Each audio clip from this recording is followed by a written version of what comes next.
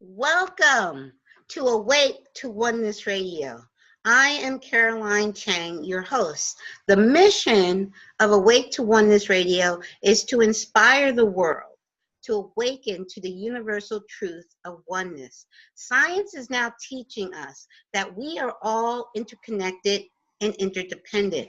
And spirituality and ancient wisdom has been teaching the truth of oneness for eons. So science is now catching up to this ancient wisdom and what spirituality has been teaching us. And in truth, what you do to another person, you're literally doing to another aspect of yourself. And when mankind awakens to the truth of oneness, there will be peace on earth. Today's show topic is Finding Davey with David Alison.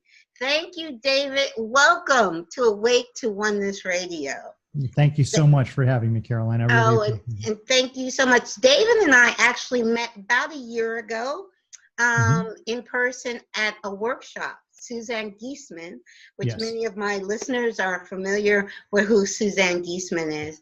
And she had given a workshop in my area up here in PA, and David came and we met in person, and I'm so glad to have you. Thank you, David. Thank you so much, Caroline. I appreciate that.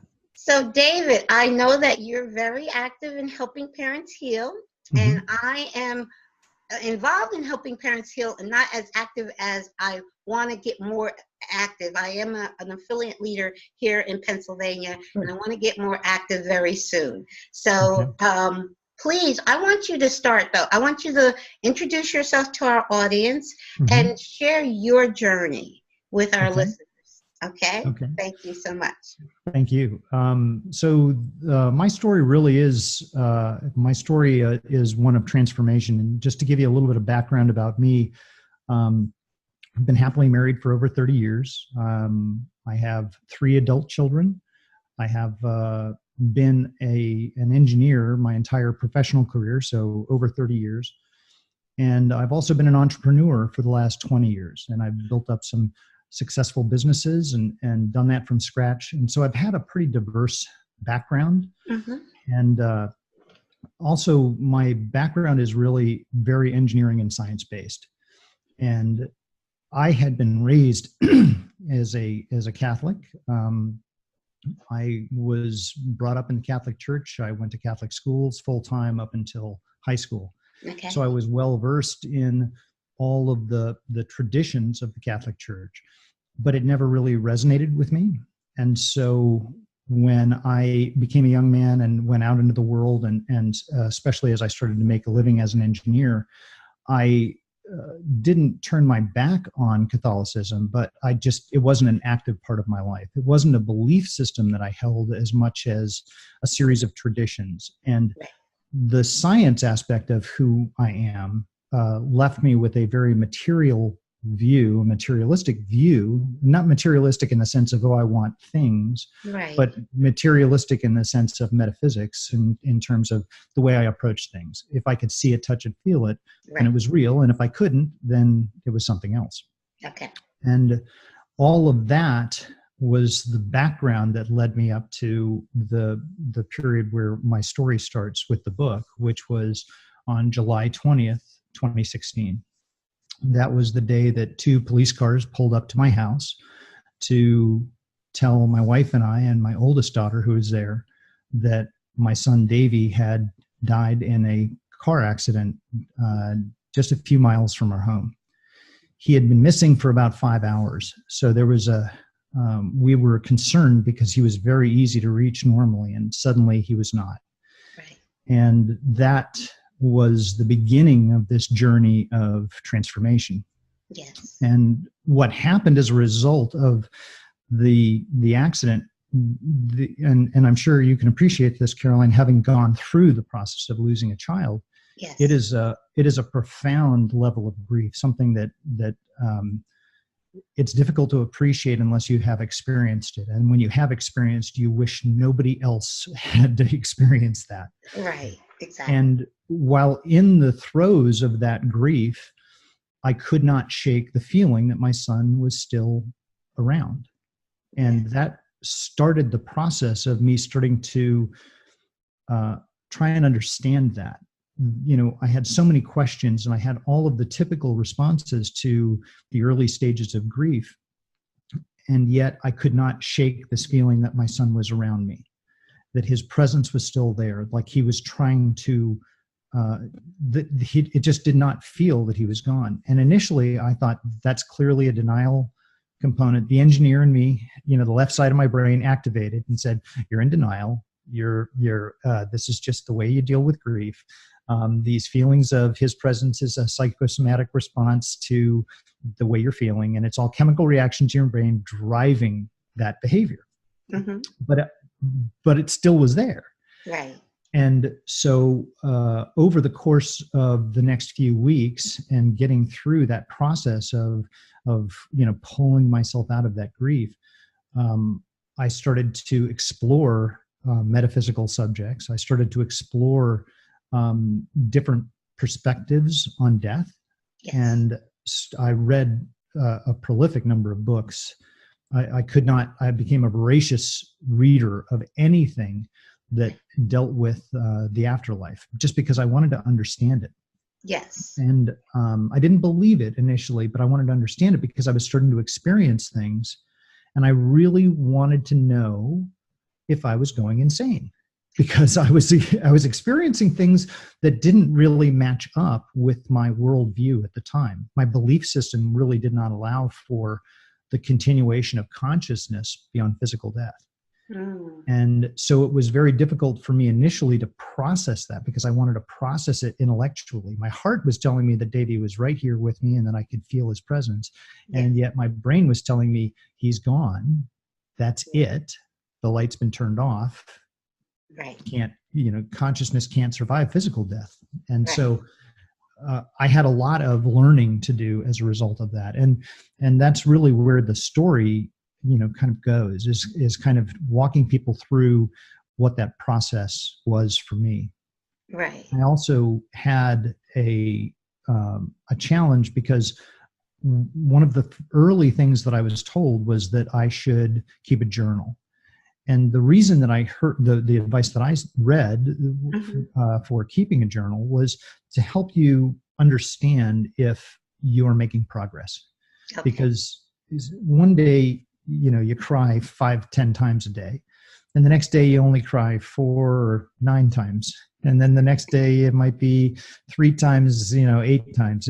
Each day it was getting a little bit less. That I was starting to feel a little better. Each day I felt miserable. Right. But when it was only looking through the lens of where I had been, that it allowed me to see that I was making progress.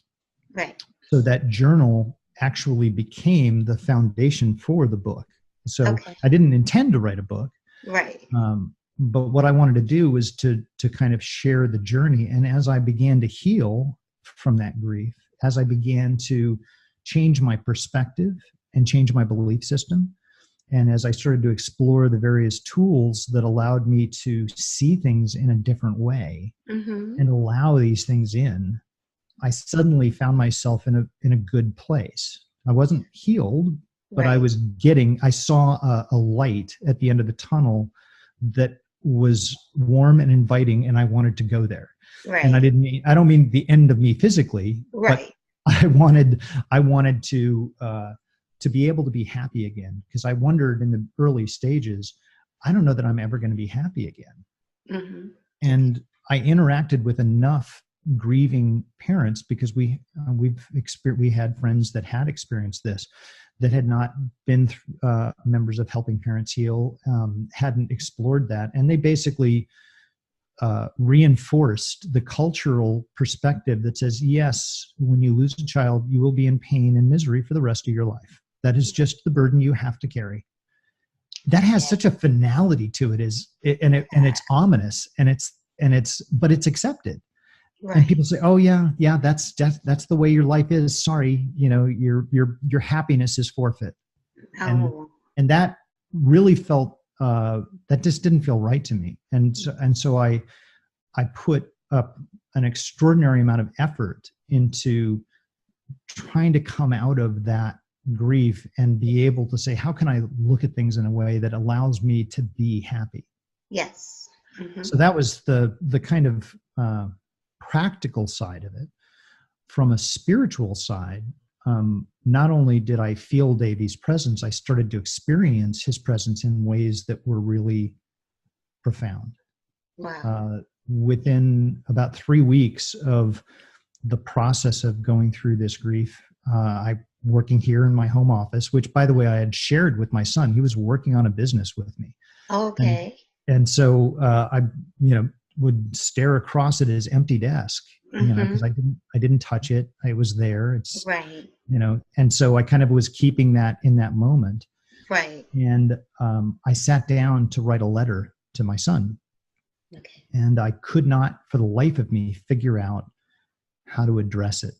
I sat there with my word processor open on this screen right here, and yes. I was staring at a blank cursor, and I just didn't know how to address a letter to my son that had passed. Yes. Dear Davey, hey buddy. I was actually stuck, and that's the thing, yeah. And I'm sure you can appreciate this, Caroline, when you're in the early stages of grief, the most simple of things can just halt you in your tracks. Right. And make you just stop and just drop into grief. And so I did that for a while, and finally I just typed out, I don't think I can do this.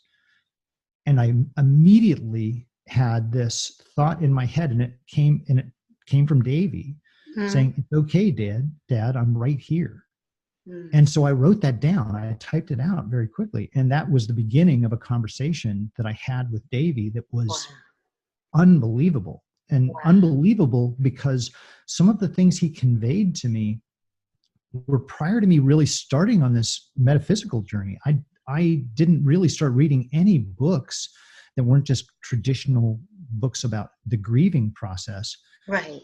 Until after this letter. And the things that he shared with me, which I include the entire letter in the book, yes, really gave me a feeling of there is something so much greater than what I had believed was the level of my experience, the way I viewed life. Right. Yes. So that was a big shift.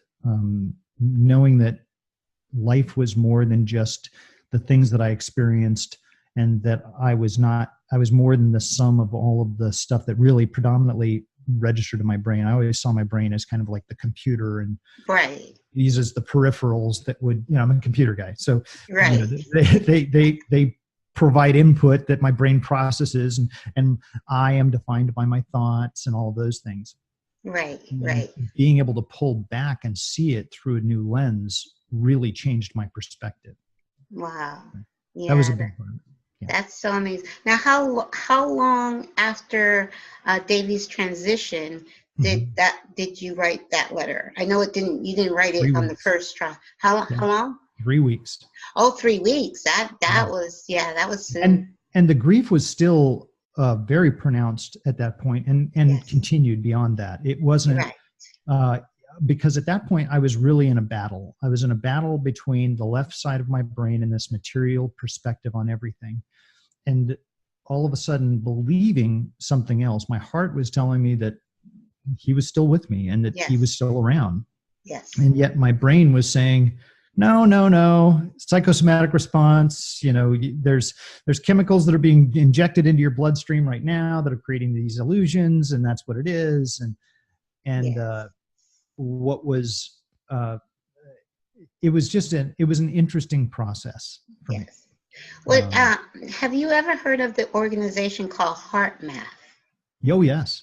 Okay, because when you say that, that we think that normally we think our brain is it as far as intelligence, but it has been proven scientifically that the heart is much more intelligent than the brain. So yes, and your heart was telling you from the moment that he transitioned that he wasn't gone, and he wasn't. Yeah, so, that's the HeartMath. The work of the HeartMath Institute I find fascinating. Especially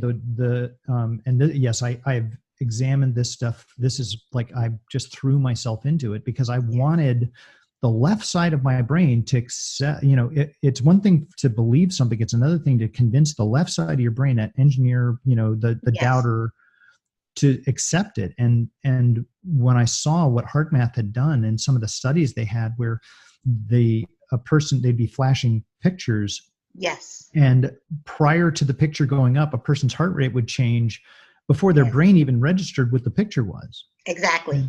Yes. And the picture hadn't even shown yet the heart rate changed based on the type of picture that was shown. That stuff is, it was fascinating to me. It showed that the heart actually knows what's going to happen before it happens. Correct. Yes. And Dean Radden has done. He's been a guest on my show. Yes. He's amazing. Yes. Dean is just, and he's so clinical about it, which is great for this, this part of my head which says, I'm laughing. Hey, I like this guy. He seems like he's just not like all. I'm laughing because, like I said, Dean was a guest on my show the first year. I started the show in 2015. And I'm laughing because I love Dean to death. And he and we still communicate by email. But he said something on the show. He said, I had, and I can't remember exactly what it was, but I had simplified it into, because he's a scientist, okay? And I'm a lay person. I'm not a scientist, but I understood. I understand a lot about quantum physics, and I'm not a scientist in the least, but I can explain it in a simplified version, in a layman's version. So I had said something in a layman's version, and I had some, I simplified it, but was it accurate? And he's like, yeah, it is accurate, but when you simplify it, it takes away from it. And I'm thinking to myself, and I didn't want to, he's my guest. I don't ever disagree with my guest on air. But I wanted to say to him, I wanted to say, no, it doesn't take away. When you take a concept and simplify it for the everyday person to understand who's not a scientist, it doesn't take away from it. But that's why I'm laughing. But I love Dean to death. Yeah. It's funny. I give a lot of thought to how to convey a lot of this information because the more that I've gotten involved in it, the more I look at the way consciousness works and the way that our entire energetic system creates that consciousness and the energy field that we have. And I'm not saying that in a woo-woo kind of way. It's like my aura. I'm talking about the ability for instruments to detect the energy of our body outside of our physical body. That energetic body that we have is detectable in an envelope around us. And so I find it interesting when you start getting into some of these concepts, especially in metaphysics, it can be hard because language really doesn't really help us. It can hurt.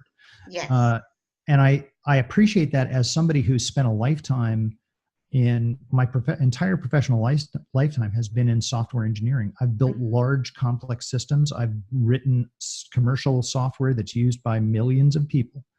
And when I've done that, the challenge of trying to I don't want to say dumb down because that's an insult to people that actually need to use it, but to simplify it to the point where they can kind of manipulate it and understand it and say, oh, okay, well, then I can use this as a tool. It does lose some of the meat behind it.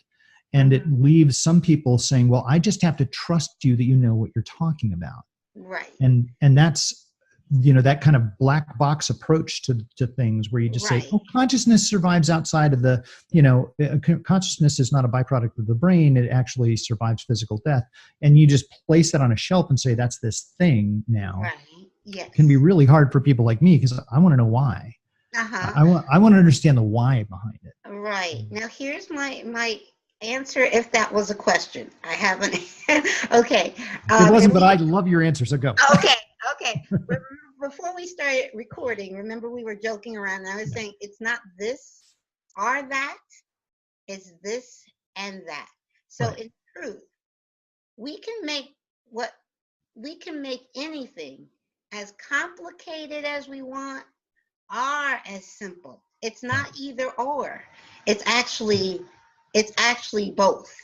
It's not, it's never either or. It's always this and that, not this or that. Because, and then now I'm going to start throwing out some more not metaphysical, but metaphysical and quantum physics. We are living in a multiverse. Yeah. And multi-dimensional, where anything can happen. So everything that can happen does happen on some frequency. It's all about frequency. So I'm trying not to, but I personally, and I always say this, I love to keep things simple. Right. And for me, the simplest thing is understanding oneness. Understanding that everything is interconnected and interdependent. So anything, I love Rumi's quote, I quote it a lot, you're not a drop in the ocean, you're the ocean in a drop. Yeah. So we are each all cells of God, we can say. Right. And we're not separate, can never be separated from God. So you and Davey can never be separate. Right. He's always with you. Just like Kyle is always with me. Exactly. And I think that's the thing that's a challenge, I think, is that when you go through grief, when you go through profound grief, I don't know if you experienced this, but for me, especially in the early stages, and mine was a shock. Mine was not an illness. Mine was a, you know, perfectly healthy, happy 24-year-old. Okay. Gone, just bunk. And that was, so the shock of that created a kind of a grief that was just so sudden. I didn't see it coming. It just was there. It just, yes. What I found, and this is something I relate to in the book, is that all of my thoughts, all of the things that I usually felt defined who I am, and the things that I was worried about, because before that, I can only see it now because I can look back at it. Right. I was my thoughts. My thoughts were the definition of who I was. And if you're thinking that everything's a byproduct of the brain, this is the only thing that is me. And I am disconnected from everything else. Yes. And when I went through and started to experience that grief, all the thoughts that I normally held in my head and jumped around with disappeared. Well, they didn't disappear. They were still there, but there was no emotion attached to them. I would drop them. I would drop them immediately because I immediately went to missing my son and thinking about my son and why did this happen? And oh, we got to pay this bill. Yeah, whatever. I'll pay it whenever. I don't care. Oh, I'm thinking about this for the business. Yeah, whatever. I just put it on a shelf, and all of those thoughts kind of vacated my brain, and it left this huge capacity for processing things. And that is the brain for me. That was the physical side of me trying to understand and rationalize these things that I was experiencing. So basically, if I can paraphrase, let me know if I'm paraphrasing this correctly. You're saying all of the things before Davey's transition that seemed important, all of those things that seemed important before his transition, after his transition, felt like they were not important. Well, they just weren't, they had nothing. Well,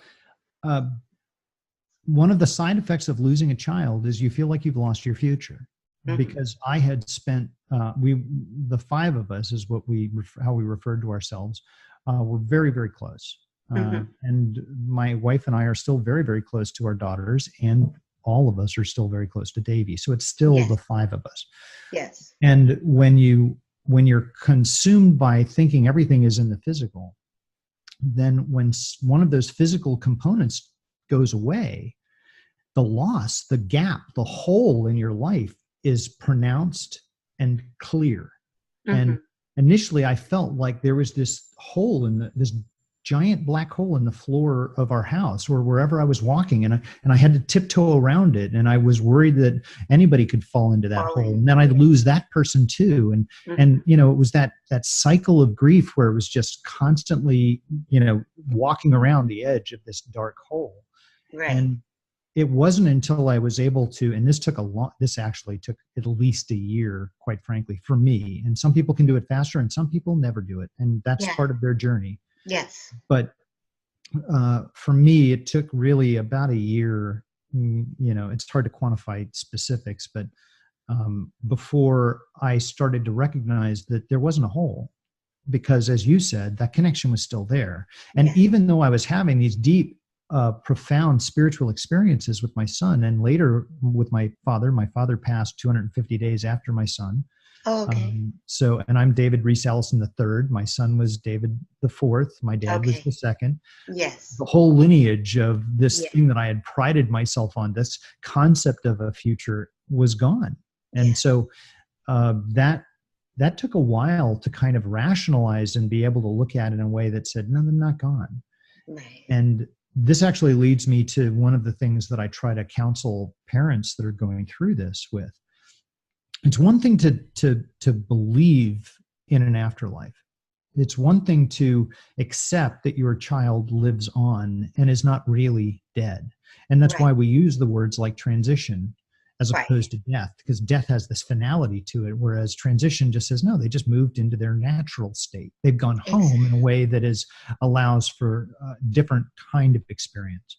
And it's one thing to believe that. It's another thing to see yourself that way. Right. And this is like Suzanne wrote a really great book that I really enjoyed called Still Here, Still Right Here. Yes. And and it's a great story, and I love the way that she incorporates the way that these different Helping Parents Heals families have connected with their children. Right. I want parents to see that they're still here.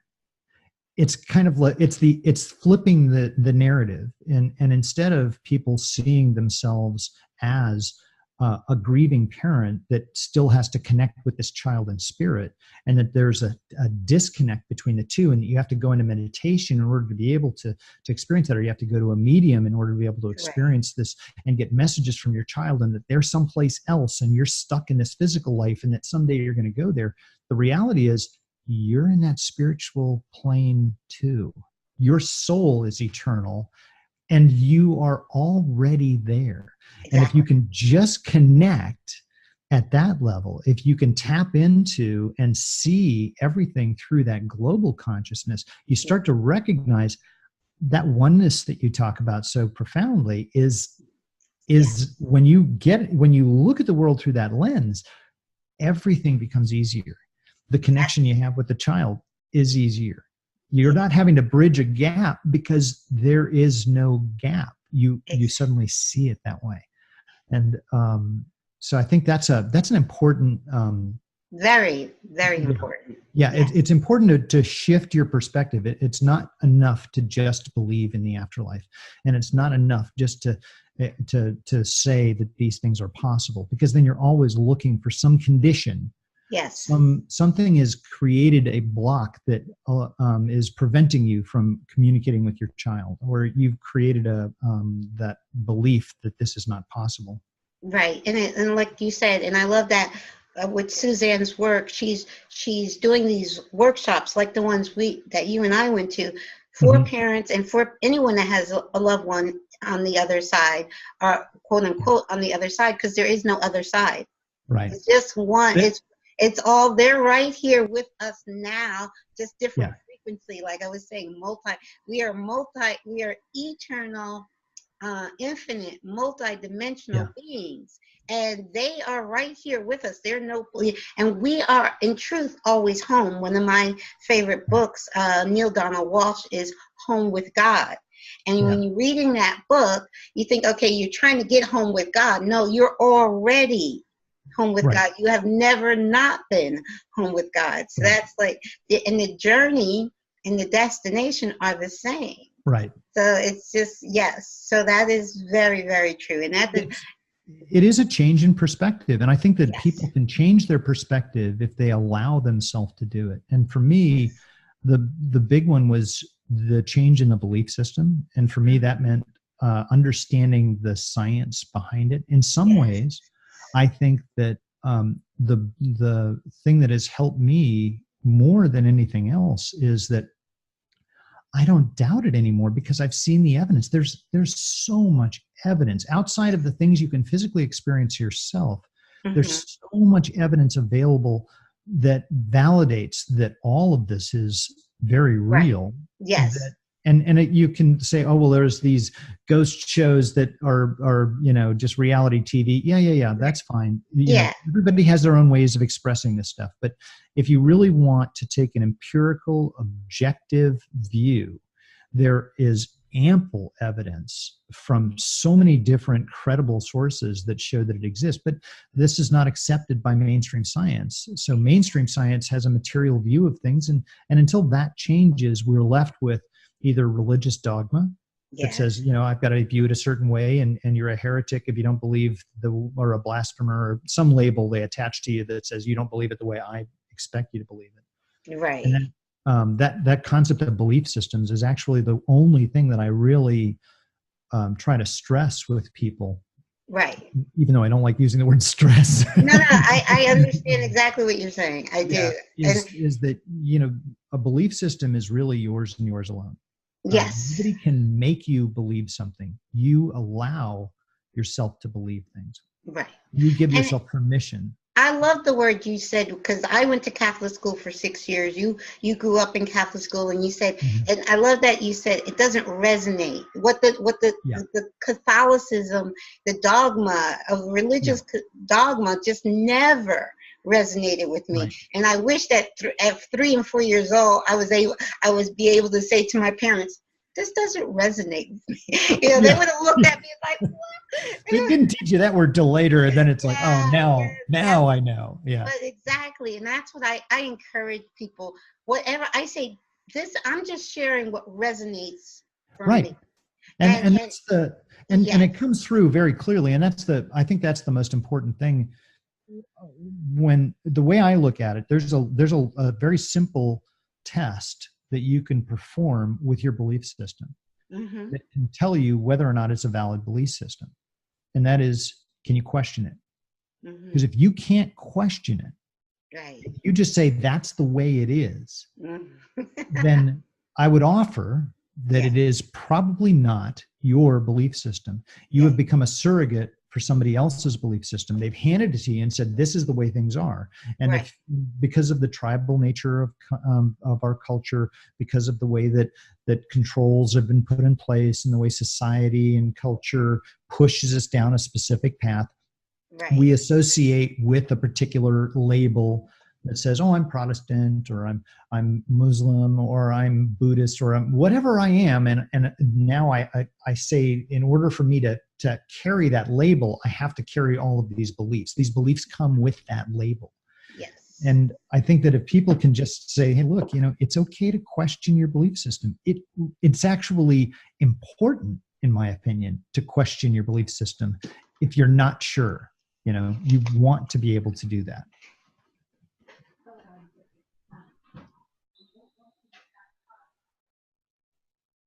Caroline?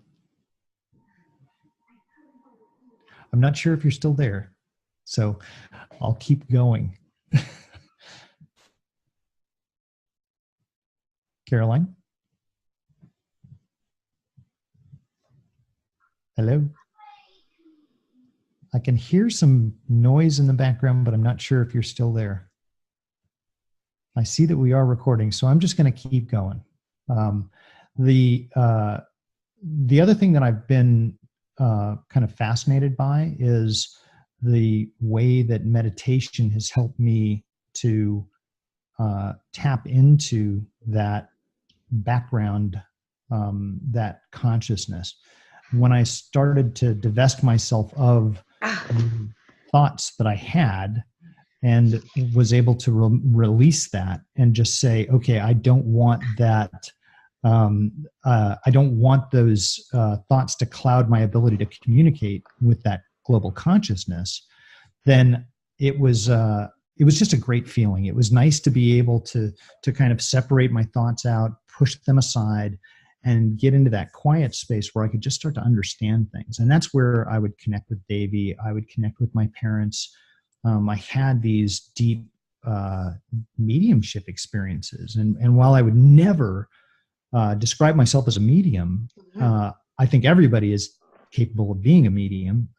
Just some people have it more naturally, and some people are able to connect in different ways. But we all are receivers capable of adjusting our frequency. As long as you can get the cloud of thoughts out of your head and push that aside, then you can really start to listen. It's hard to broadcast and listen at the same time. So you have to learn how to quiet, because if thoughts are talking, yes, then how can you silence the talking to listen?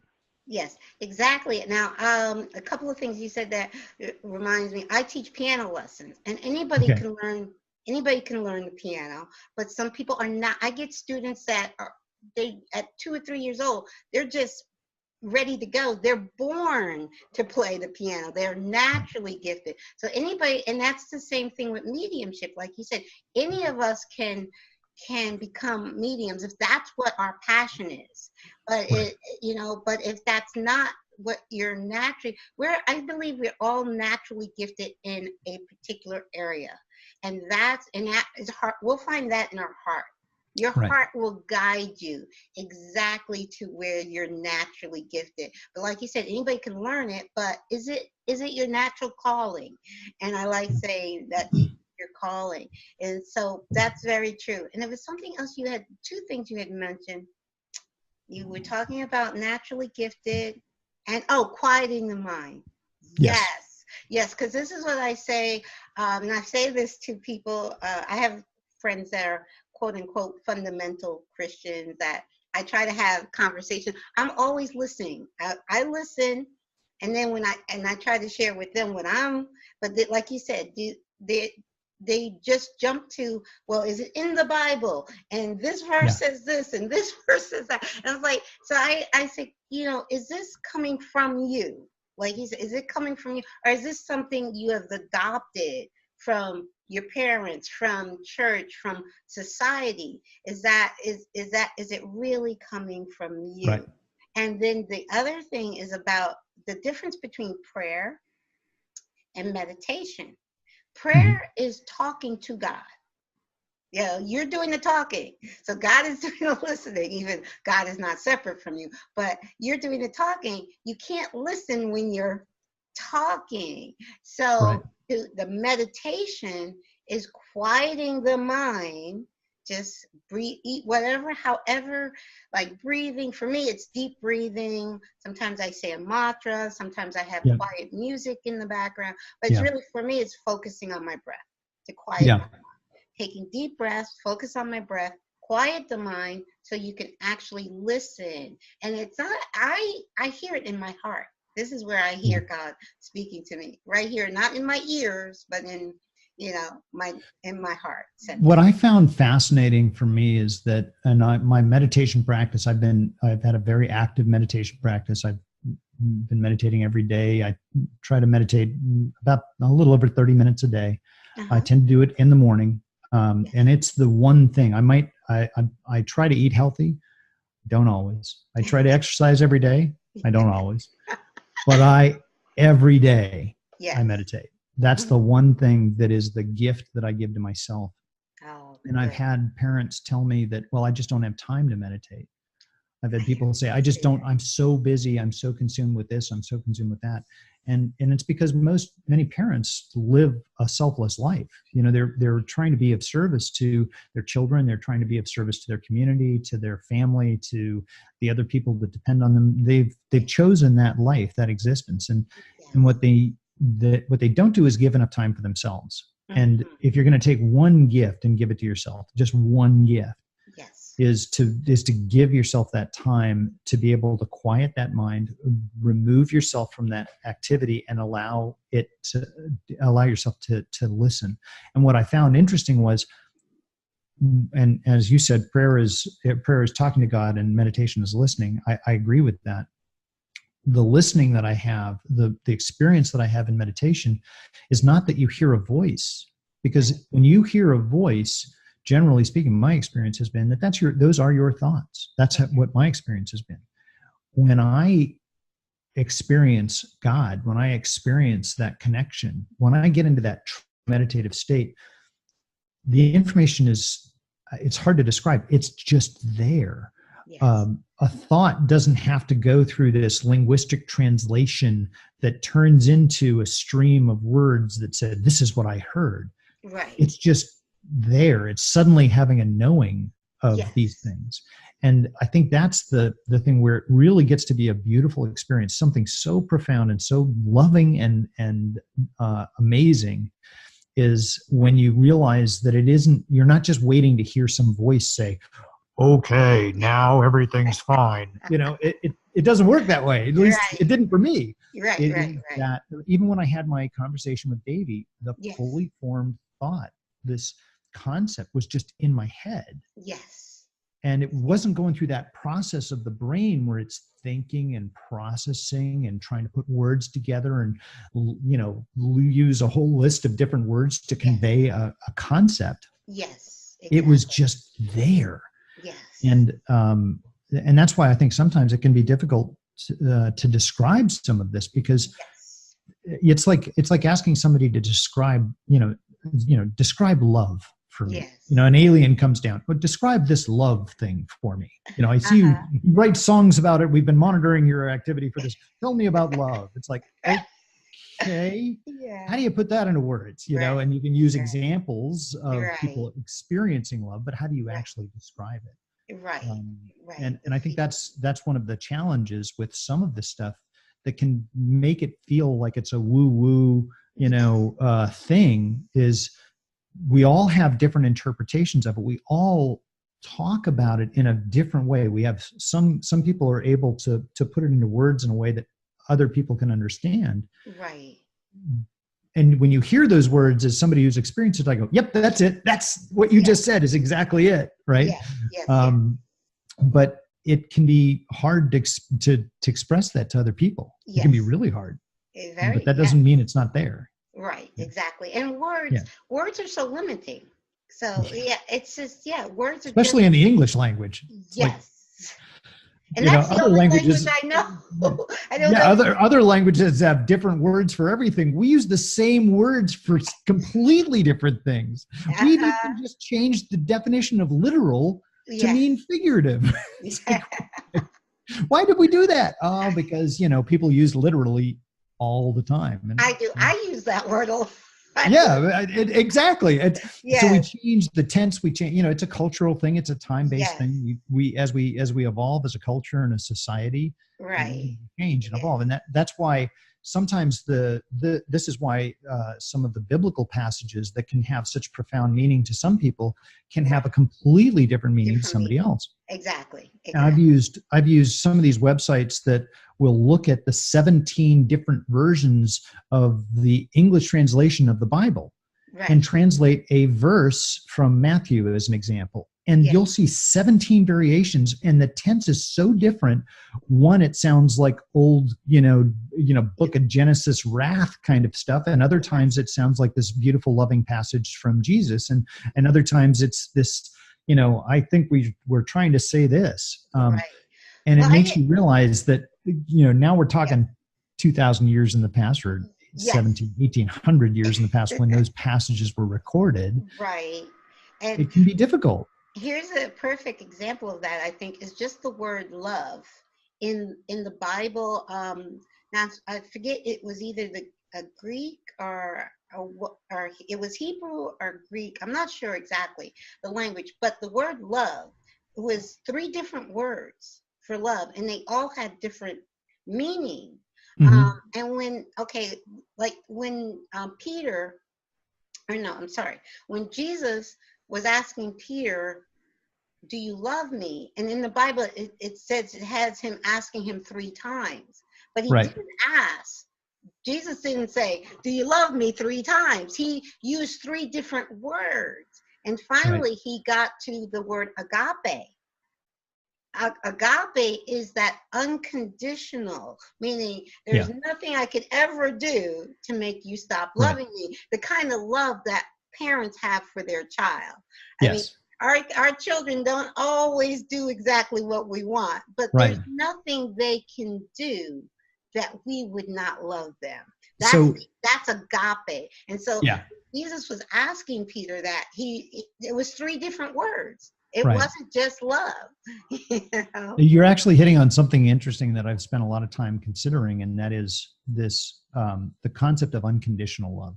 The idea, and any parent will tell you, well, I assume every parent I've ever met will tell you that they love their children unconditionally. Yes. And in the case of parents like us, that includes once they've transitioned. Yes. So that whole concept of unconditional, unconditional is just such a powerful concept. Yes. Removing the conditions for something to be. And what I've discovered is that that's the definition of being in the physical. Yes. Because everything in this physical existence we have, in this material existence that we have, is predicated on conditions. Mm-hmm. So can you look at life and remove the conditions that you need in order to find love or happiness? Yes. What are the things that what are the conditions that you put on? Because I see parents that are struggling with grief and they say, well, I could be happy. I would be happy if my child was still physically alive, but they're not. So I'm not happy. Right. So you've put conditions on your happiness that are always going to be there based on this physical, perspective that you've put on there. Exactly. And so I've been trying to figure out a way to convey, how do you live an unconditional life? How do you go through and try and remove all of these conditions that we place on the things that make us happy? Can you remove judgment? Can you remove some of these things that we tend to go to so quickly and use? And I think judgment's important if you're trying to judge whether or not a crossing is going to be safe. If you're judging the distance of a car as you're crossing the street, that's an appropriate time to judge. Well, I don't see, here we go again with the words. I don't call that judgment. I call that discernment. Okay. I'm across the street right now. Well, there's a truck barreling down the street going 100 miles an hour. Maybe I shouldn't. I should just wait. Yeah. Wait a minute. So, but I like this physical body for a little bit longer. Discernment, and I think there is a difference between discernment and judgment. Now, how I like, and everybody defines things differently in their mind. Right. For me, judgment is labeling something good, bad, evil, or of that nature. But discerning, should I do this or that? I think of that as discernment. But I love that you brought up the unconditional, because when I speak, and I love my Christian friends, when I speak to them and they throw Bible verses after me, I keep saying, the Bible says that God is unconditional love. That's what God, unconditional, not just love. God is unconditional love. So how do they equate some of the things that they glean with I'm just saying, a parent? I mean, we know as a parent, I'm not throwing my child in a pit to burn for eternity. It's just, I'm not doing that. I don't care what he does or what she does. Exactly. Okay, we got to work this out a different way, but I'm not, so. Well, and it's fun. It is interesting, when you use that perspective, that's a really, really good perspective on it. Right. Yeah. I think that when I start to communicate with people that have a deep and fundamental perspective, they've got a dogmatic view of things. Yes. My general perspective is I disengage relatively quickly, because most people, in my experience, because I used to be one of those people. Okay. When you start to go through that process, it's not help me understand something. It's my ego's involved. My brain, which my ego, I believe, is brain based. It's protective, and it has a lot of fear and things that serve the body to protect it. Right. When my ego gets involved, man, it loves to be right. It wants to be right so badly. It wants to win so badly. Have to be right-itis. Yeah, I have to be right-itis. and so there's the discovery process as we communicate, and that's why it's easy to communicate with like-minded people, and it can be difficult to communicate with people that hold a different viewpoint. If you can find people that are capable of truly questioning their belief system, if you can get somebody that says, that acknowledges, I reserve the right to change my mind if this argument feels compelling to me, or you may have based this on information that I did not have available, as long as they're true facts and not, the facts that we see in politics now, as an example, then if as long as as you're able to reach someone at that level, then you can have a discussion. But I've found that most people that try to convey a specific viewpoint that is dogmatic really just want to be right. And I don't really have, it's like, okay, that's fine. I love you. You're awesome. You're amazing. You're you're connected to me. I respect your opinion intensely, and I'm okay just listening to yours. That's fine. And if they ask, what do I think? It's like, I think something a little different, but that's okay. Because I don't want to engage at that level, because I don't need to be right. Right. And actually, I agree with you 100%. Because there's a phrase, if you have a choice of being right or being kind, which one would you choose? The kindness. But I've actually engaged for hours at a time with people that are very dogmatic in a very, I really sometimes wish that these conversations were recorded, because it's always my level of engagement with them is always loving and open, and I allow them to share.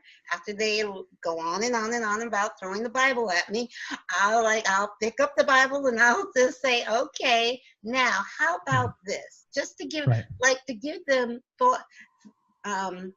thoughts, seeds to grow.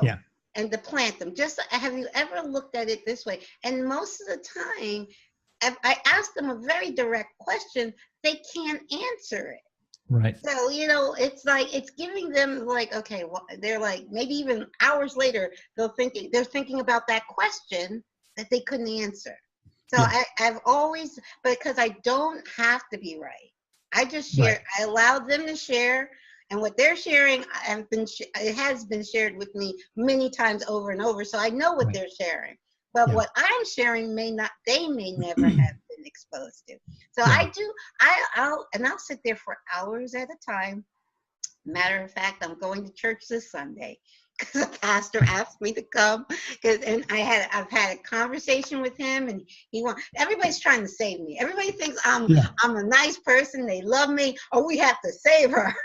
Sure. Yeah. So I was like, okay, I'll go to church. Yeah. Okay. I know I'm saved, and we're all saved, but it's all good. Yeah. I do think it is definitely it is interesting. But I actually went through when we started talking about the way you communicate with other people. That was one of the bigger changes that I had, and I actually had created a thought experiment, which I find was really helpful. I started to go through the process of assuming that every single person that I encountered could read my mind. They could read every thought that I had. I had a boss like that. I'm joking with you. No, but he did. He's like, he would tell me. But I thought about it. Why didn't you do it? Yeah. No, what is interesting about it is that what I recognized was that when you act as though, when you think as though single thought you have is transparent. Yeah. It is transformative in that if you start examining the thoughts that you have when you're encountering other people, wordlessly, the judgments you pass on a homeless person that you see, the way I would look at someone who wasn't as physically fit as I felt they should be, I would never, because I'm socially coordinated, say anything to them, but I would think it. Yeah. And that the fact that I thought those things was just an out of control process to me, from a computer standpoint. Automatic. And so by examining that and all of a sudden changing the narrative and looking at people and assuming that they could read my mind, it affected the way I thought of people. And I found that all of a sudden my life got a lot better. Wow. I looked at people, and all I did was, initially it was looking at them and trying to pick out a quality about them that I liked. So if they were reading my mind, they'd say, oh, this person really likes the way I'm dressed today, or oh, this person thinks I have nice eyes. But those are still judgments. And so what I started doing was just when I encounter people, I don't see a person. I see a soul. Yes. And what I see is love. And so I just love everybody. Yes. And if you can do that, yes, for me, I get to see my son in everybody. Yes. I get to see my parents in everybody. Yes. The interactions that I have change, and it has a material impact, because I'm walking into situations and things are diffused immediately. If there's tension, the tension goes away. Yes. Because it just doesn't, when you look at people through that lens, then all of a sudden the communication that you can have opens up. The way you can talk to people opens up. And it's just it's a beautiful way of being able to kind of navigate through life. Yeah. And actually what you just said is kind of how when I'm having these hour-long conversations with people that are very fundamental, and I really can even see in my conversation, because I am so open with them, and in the sense that I am not coming at them saying they're wrong. Like, right. You're wrong, I'm right. I'm not coming from that energy. I'm just coming from that love energy, and they can feel that it gets them to even in mid conversation start to really question, just go within themselves and start questioning. So that, and I have, so this exactly, and that's where the oneness to me, that is when we really, really understand that we're not separate beings. We appear to be separate beings, but we're not. We're divine light. We're divine aspects of God, each and every one of us, and we're connected. We're one, and we're just experiencing. God wants to experience everything through us. So he is experiencing, he, she, we use these terms as he, but God it's energy. It's the unconditional love. Unconditional love wants to experience everything. So it's experiencing everything through us. Yeah, each one of us are a unique expression of God. Exactly. Yeah.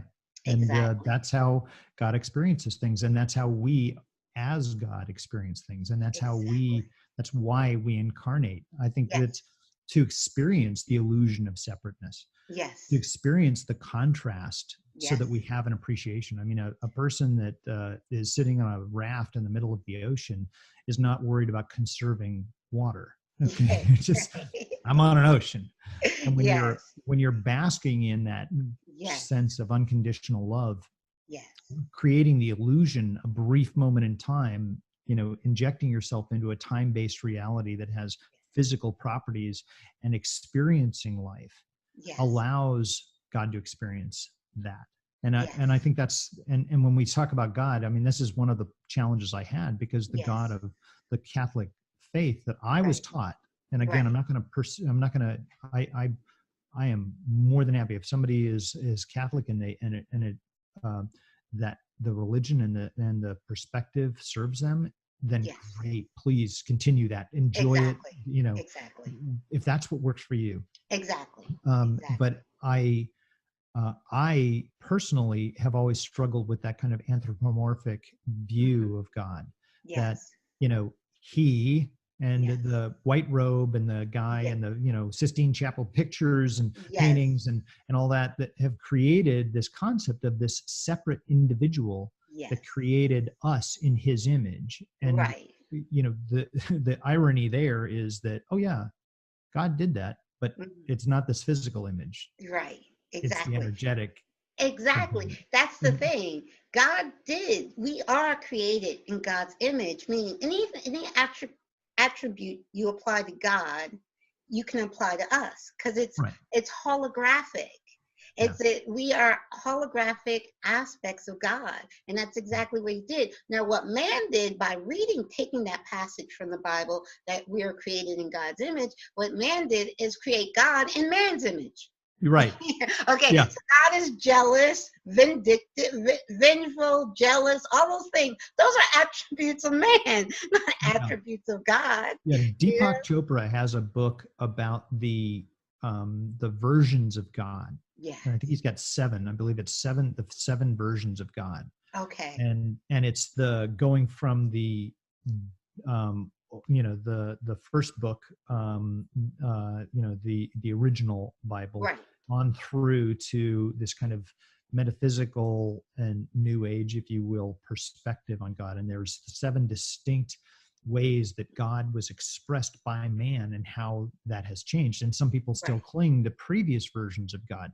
Oh, let's go back to the vindictive God that does that really wants you to do things a certain way. And oh, by the way, he'll justify how you treat other people because they're not doing things the way he says. And and it's a fascinating book. I'd have to find the title of it, but I enjoyed reading that. People have a different perspective on God. And the other thing that I found that is interesting is that the ability for a person to put the focus of their attention on something. You can put your attention on something positive or something negative. It's a choice we all make. It's the difference between an optimist and in every now moment. Yeah. In every now moment, that came to me years ago, that in every now moment we have the choice to, everything is neutral, but we can look at it negatively or we can look at it positively. And that is, we have that choice in every now moment. Yeah. And I think that it's also, and this goes back to helping parents that are dealing with grief. When you look at those now moments, living in the now and understanding and starting to gain a perspective on it. If you're living in the past and you're saying, I want to pull that past forward and live that past now. Well, that past is past by definition. And if you try to live for a future that isn't there yet, you're saying, oh, I just desperately want this thing to happen, and that's going to create the condition of my happiness. You're not living in the now. If you can focus on the now and you can develop and cultivate a perspective that allows you to see yourself as a soul in this temporary, beautiful, wonderful experience called life, and make the most out of that, and do that process of loving the people around you, enjoying the experience, doing what you can. And what I find fascinating is you can see people that have all the material things that our culture values and see them tremendously unhappy. And you can see people that are barely subsisting on the things that they need, and yet they have more wealth than the wealthiest person in the world. This is so true. It is all about the connection you have with your true self and the way that you view things and the attention you put on things. Wow. And your people are so much more powerful than they think, because ultimately they're not people, they're souls. Exactly. And as soon as they see through that lens, everything becomes so much easier. I mean, everything becomes easier. So, I think that's so true. I think 2 things that I like to just share with the world through this podcast is waking up to who you truly are. And that's, like you said, within each of us, we have that answer. What resonates with us, who we truly are. And, we chose to come here. And we chose for a reason. So that's our purpose. So when we know who we are, and we have found our purpose, nobody can tell you who you are, and nobody can tell you what your purpose is. It's inside of you. That has to come from within. And when you discover those 2 things, life does become a joyous now. Because I don't know if The Power of Now is one of my favorite books, Eckhart Tolle. And in truth, Einstein said, what did Einstein say about time? Time is an illusion, meaning there is no past, there is no future. All there is the now. Time is an illusion, albeit a very persistent one. Love Einstein. Again, the science. And the thing is, science is just now tipping. Now, that's what you said, something about mainstream science. Now, here's the thing that puzzles me.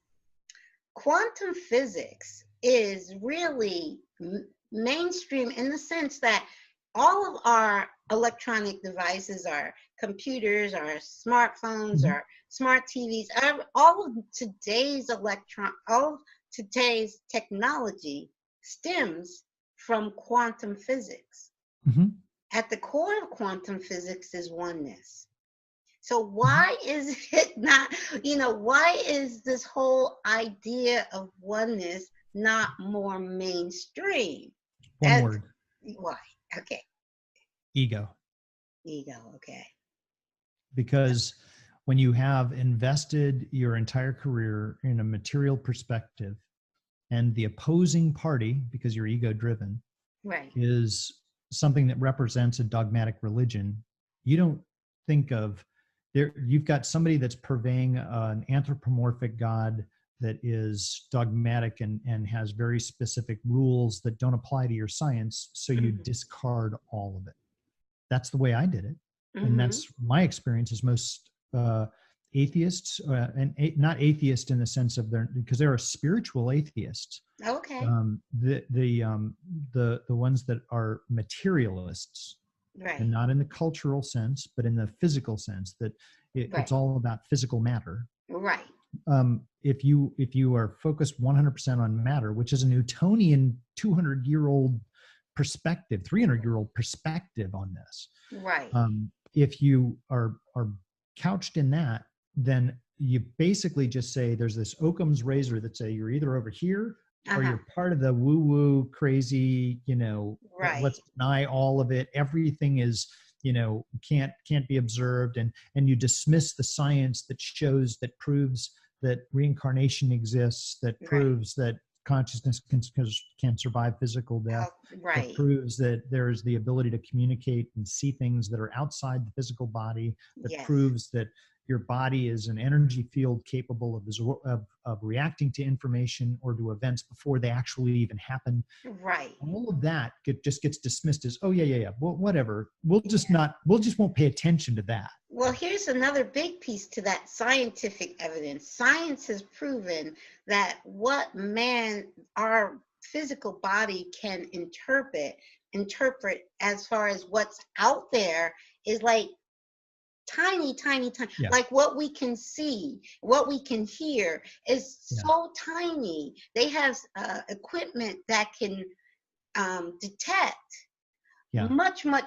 We know that a dog can hear much more than we can. So to say that, for someone to say, well, if I can't hear it, taste it, smell it, see it, it doesn't exist. It's like when you really think of that logically, when science now we're talking has proven that there is so much more out there that we cannot see, that we cannot touch, that we cannot hear. It is proven that there's so much more out there, but we're going to be that one. That's kind of looking up at a clear night sky and seeing all the billions of stars and planets and saying, okay, Earth is the only planet with intelligent life on it. Sure. How limited, how what's the word I'm looking for? There's a word I'm looking for. Myopic and how small. I mean, I can't even think of the word, but how to know that there's so much vastness. And to say, no, well, it does that vastness doesn't exist because I can't see it. Well, that's like denying that radio waves existed 200 years ago. Exactly. We didn't have anything that was generating radio waves, but they existed. We just weren't detecting them. Exactly. And then later we learned how to generate them. Yes. It's like, oh, okay. I mean, I think that, over time this will change. Yes. I think that there's an awareness. There is an acceptance that there are different things happening. And I think this is where the power of a global communications network allows people to see things that would otherwise have been deep in the bowels of some library, someplace that they'd have to visit. You look in our lifetime, how much things have changed in terms of how information is acquired and disseminated. And I think that this next generation that's coming up is going to be capable of a level of introspection if they avail themselves to it. Exactly. They'll have a starting point that's so much further along than the things that we had to start with. Exactly. I mean, we're already seeing it now. I mean, I can't tell you how many YouTube videos you can find that walk through so many of these things that we've talked about. Exactly. Another one that you just mentioned, this whole concept of the consciousness. You're familiar with Proof of Heaven, Evan Alexander's book? Oh yes, I was reading. I'll share with you. I was reading that book Now, Kyle, my journey with Kyle is a little bit different because in essence, I went through it twice. I don't know if you're familiar with that. I'm familiar with the story. Yeah. Yeah, with 2011 being the first time I was told that Kyle wasn't gonna make it, but he didn't transition to 2014. But so I was in December 2011, I was reading Dr. Evan Alexander's book, and I got to meet him in 2014 when Kyle was in the hospital. Kyle was still alive. He had not transitioned, but I got to meet him at a workshop in New Jersey when Kyle was. So I was reading his book, Proof of Heaven, when Kyle was in life support the very first time in December of 2011. And I got to meet him in person in May of 2014, a few months before Kyle transitioned. So, and he has been a guest on my show. But and he's his perspective is that, and he's got a profoundly, I use that word a lot.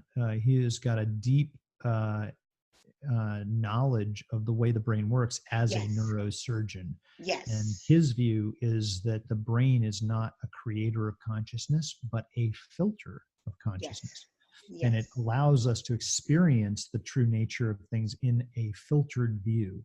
Yes. And that, I think, is absolutely fascinating. As somebody who's written computer software, and I've done game development, and if you've seen some of the immersive three-dimensional games that are capable of being that are out there, how immersive that experience can be, we're not that far away from having an experience that would be similar to what consciousness is in the physical world. And so I think it's kind of fascinating to think that, and you'll see mainstream scientists that will not accept that there's a God, if you will, or that there's any concept outside of that. But they will accept that we might actually be in a computer simulation right now. Yes. Well, in truth, this is sharing my belief. We are in a virtual reality of our own creation. But it's just the hubris of man to say, if I can make it this computer simulation, then that seems reasonable to me. It's like, okay, if that's what you need, that's fine. Okay. Yes. And it's true, like you said, I believe each of us have a unique filter, because we know two people, even we can agree on a lot of things, like you and I agree on a lot of things, but we still have you have your own unique filter of the world, and also, now that's because actually they're not the same. Right. Okay. And I'm going to, that just from my point of view, and I always have to throw that, I have to perceive it. This is my point of view. I am creating my own virtual reality, and you are creating your own virtual, and they're separate. So even if we're in the same room looking at the same tree, that tree is going to look slightly different to me than it does to you. Sure. We can agree there's a tree there, but I'm creating a whole different tree than you are. And I know people are like, she's gone off. No, I completely understand what you're saying. No, but it is, this gets back into that concept of each of us is a unique expression of God. Yes. Why would God want every single person to experience every single thing the same exact way? Exactly. Where's the fun in that? Exactly. If you're capable of expressing and creating this matter-based world to experience things in time and space, then why would you want every single person, every single expression to be exactly the same? Exactly. And each expression is uniquely different. So there's over 7 billion people on this planet, and we're each creating our own reality independently. Well, I say independently, but we're one. So that sounds like, okay, we're not separate. We are one, but we are all looking at it differently. Well, you have to be able to accept that there is more than the 3 dimensions that we traditionally accept. Exactly. Yes. So, wow. This is, this is we talk about so much science in this, which is great, because that's my thing. It was science. Yeah. I struggled. Now, I studied metaphysics off and on since the 70s, I want to say. Off and on. 70s, there was a time in the 70s, then in the 80s, then in the 90s. but I really didn't wake up to understanding what made everything make perfect sense to me was understanding the truth of oneness. Mm-hmm. And that didn't happen until 2007 when I watched What the Bleep, which is a documentary on quantum physics. Yep. And so it was science that really had me understand metaphysics. So that was interesting. Yeah, I was pushed into this because of the experience with my son. Yeah, you know, that was prior to that. I would never have looked into this. It was not something that was a topic of interest to me. I was far more interested in researching the latest algorithms that are being used for the kind of work that I did, or business related issues. That's really where my spare time went.